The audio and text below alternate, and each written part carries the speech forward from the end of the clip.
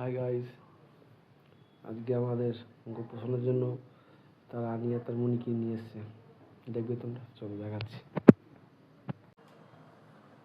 সবাই তো ওকে নিয়েই তো এখন থাকে।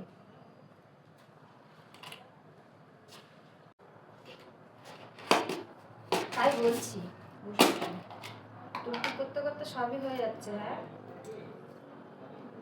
একটা বিছানার চাদর পরে ভালো বাবা।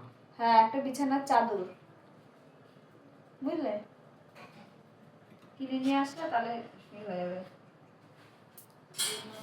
সুন্দর আছে না? সিংহাসন যদি হতো মাকে মুখ করতে পারবো না। মুখ করছিলাম, আমি তুমি সিংহাসনটা আনলা কেন? বলে সিংহাসন আনিনি, আমি জানি সিংহাসন কেন, আমি সিংহাসনটা এই দেখো খাট।